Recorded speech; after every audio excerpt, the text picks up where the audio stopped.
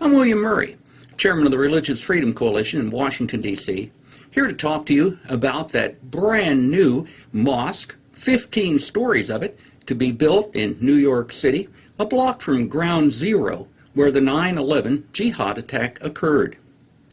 I'm here to tell you that there's nothing to fear. This is going to be an interfaith center.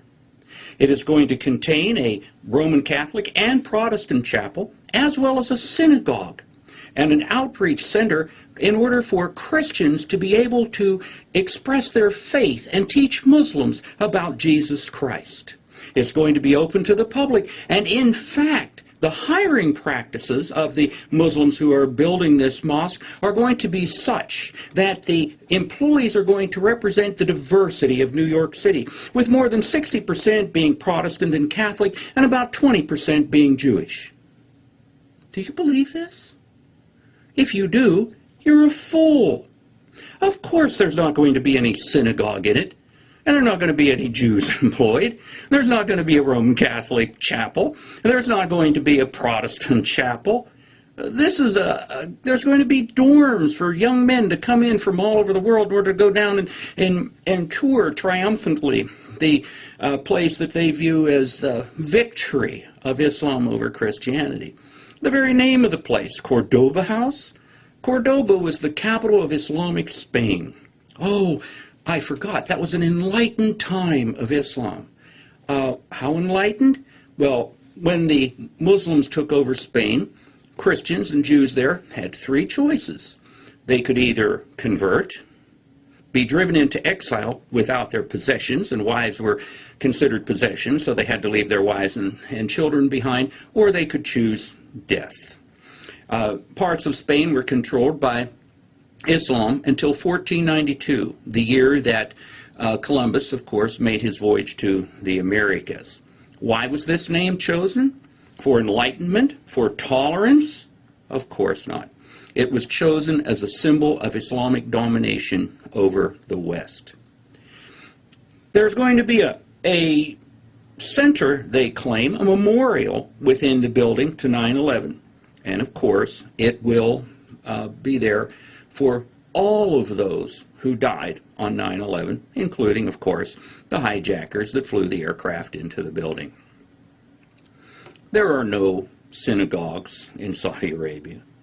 There are no churches in Saudi Arabia.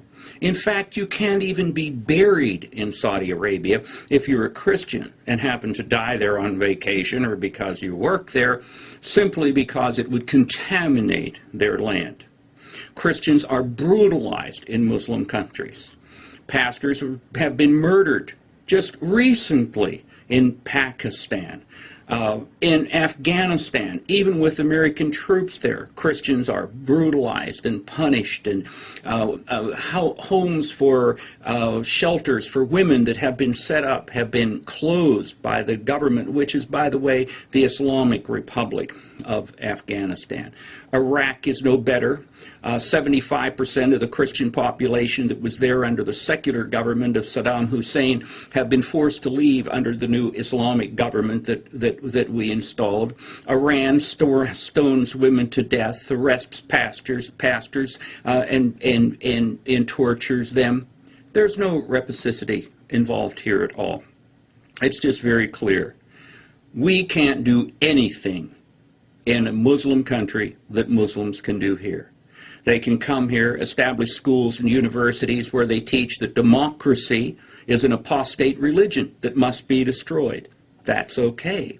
We have a school in Virginia that is 100% founded by the Saudi government. One of the valedictorian graduates is currently serving a prison term for planning to assassinate the President of the United States. The geography maps in the school don't show Israel. Spain is referred to under the name that the Caliphate gave it, of course. And again, democracy is taught to be an apostate religion to Islam, which must be destroyed. The New York City mosque shouldn't be built unless Islam, the religion of peace, is going to use the mysterious funds, such as the $150 million they got to cash in order to buy the property, which they won't tell anybody where it came from or how it got there. I wish my organization could go into New York City and buy land and not tell anybody where the money came from, but, well, of course, we're a Christian organization. We're not allowed to do that. The point is very simple. This property should be used for an interfaith center. This property should not be just about Islam, not where it is. It should be truly interfaith. It should have the chapel that I mentioned at the beginning of this, Roman Catholic, a Protestant chapel, a synagogue. Jews and Christians should be allowed to freely come and go.